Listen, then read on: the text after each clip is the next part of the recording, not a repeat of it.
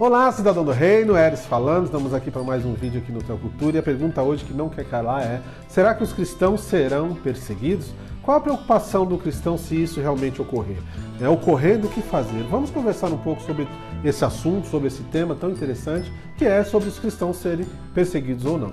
Vem com a gente até o final, porque o tema é super interessante. Bora lá então?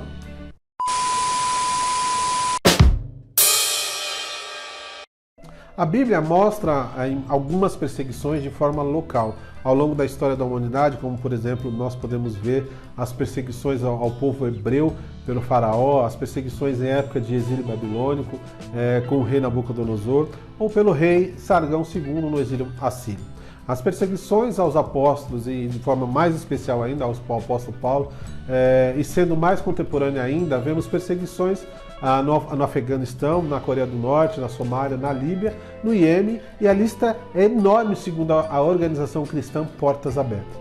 Mas o que fica muito evidente sobre essas perseguições é que elas são de nível local, de uma determinada região ou até um país, ao passo que a Bíblia também afirma que haverá um grande período de aflições ao nível mundial. Podemos ver isso em Daniel capítulo 9, versos 26 e 27, Mateus 24 e 21 e Marcos 13, 19. As perseguições tribulacionais, ou simplesmente tribulação e grande tribulação, que ainda ocorrerão, que serão, como dito, a nível mundial, segundo a Bíblia. Desta forma, resumidamente e introdutória, é importante ressaltar que há duas vertentes teológicas sobre esse período, a qual, de forma pessoal, não creio, mas os defensores dessas vertentes afirmam que os cristãos, a igreja reunida na terra, adentrarão a tribulação e, consequentemente, a grande tribulação, como afirmam os meso-tribulacionistas e os pós-tribulacionistas. Mesmo que alguns nunca tiveram contato com essas duas vertentes ou que nunca ouviram falar, vertentes teológicas, a existência de um livro com profecias a serem cumpridas é um fato e muitos cristãos ficam preocupados e até mesmo desesperados nas redes sociais e nos ambientes de forma geral, com aparentes sinais dessas profecias bíblicas, que muitas delas já se comprova reais profetadas desinformadas sobre os fatos escatológicos por interpretarem incorretamente a palavra de Deus. É nesse afã de tentar descobrir em qual parte da história escatológica estamos que alguns cristãos, e vejam só, até entidades cristãs, entram em parafuso, gerando muitas vezes nas pessoas temor psicológico e possível desenvolvimento da chamada teoria da conspiração, entrando em um relativo desespero social. E esse comportamento pode levar pessoas a especularem qual tipo de acontecimento temporal com vistas ao cumprimento das profecias bíblicas, levando à desorientação de determinada comunidade cristã daquilo que é o verdadeiro foco, que é o cumprimento factual da volta de Cristo. Quando paramos para um pouco para pensar sobre a teologia histórica, que é a ideia de como foi a formação essencial da doutrina cristã ao longo da história da Igreja e do Novo Testamento, como os cristãos naquela época, em diferentes períodos históricos, compreenderam os diferentes temas teológicos. Entendemos que inúmeras profecias bíblicas já se cumpriram ao longo da história humana. Em especial, as profecias sobre a vinda, morte e ressurreição do Messias, cabendo a mais importante delas, se é que eu posso dizer isso, ou dizer assim, a volta do Messias prometido, minuciosamente descrita em vários textos bíblicos, como Daniel 7, Mateus 24, Atos 1 e por aí vai, até chegarmos ao livro de Apocalipse, onde se descreve com mais detalhes de como tudo isso acontecerá. Analisando também nossa contemporaneidade, o fato mais aguardado pelos cristãos e de forma geral o grande público, os especuladores, são o cumprimento do livro de Apocalipse. E por isso geram no ser humano essas grandes especulações e até temores, mesmo que de forma momentânea por parte das pessoas.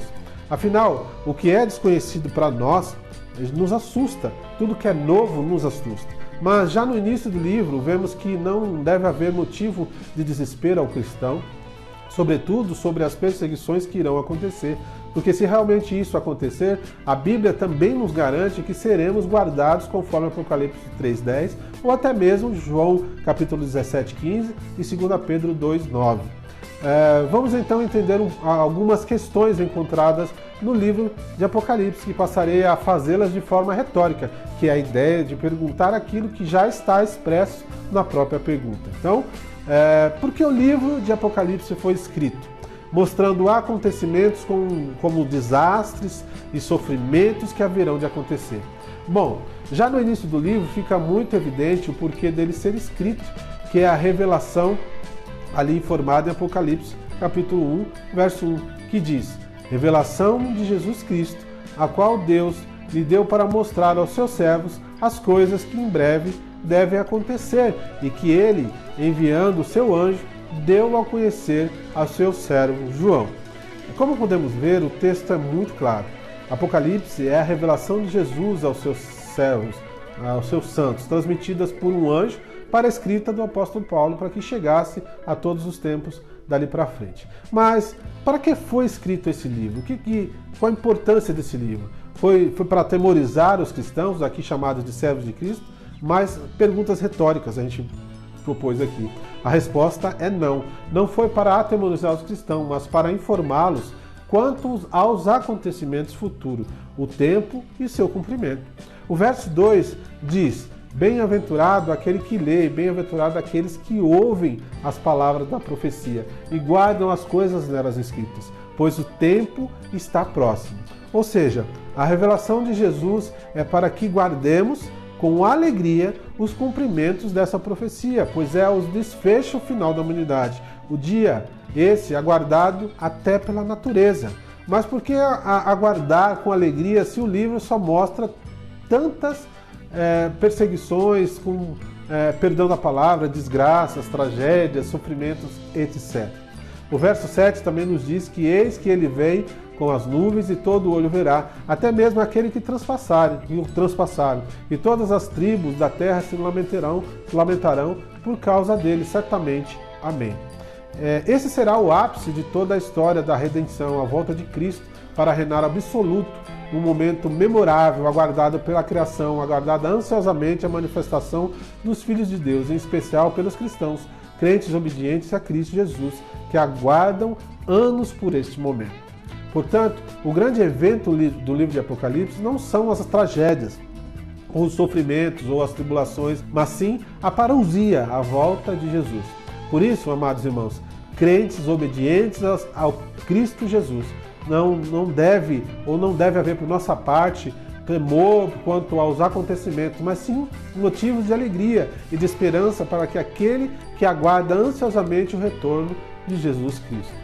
Não deve haver espaço em nossas vidas para tais especulações ou preocupações quanto a tribulações ou a grande tribulação, desde que reconheçamos o senhorio de Jesus em nossas vidas, que sigamos corretamente os seus ensinamentos. Beleza? Então, não tema se daqui para frente as coisas piorarem, porque é bíblico que seja necessário que tudo isso aconteça, segundo Mateus 24:6. Mesmo que no meu entendimento pessoal, como dito, o cristão não passará por esse momento, o momento da grande tribulação. Mas uma coisa importante, independente da vertente teológica, pré, meso, pós-tribulacionista, estejamos sempre preparados, sempre obedientes a Jesus e aos seus mandamentos, para que possamos ouvir lá no dia final: venha, bendito do meu Pai, venham herdar o reino que está preparado para vocês desde a fundação do mundo. Mateus 25:34. Esse foi o nosso vídeo de hoje. Esperamos que você tenha gostado. Se gostou, deixe o seu like, ative o sininho para receber as notificações de mais vídeos aí. Se você tem algum tema, alguma dúvida, coloque aqui embaixo na descrição. Mande sugestões de vídeo para que a gente possa tentar dar alguma posição sobre tal vídeo, tá bom? Sobre tal assunto. Então deixe os comentários aqui, comenta, fala o que você achou do vídeo, tá bom? Que Deus abençoe e até o próximo. Teocultura, vivendo e manifestando a cultura dos céus na terra pela vontade de Deus. Fui!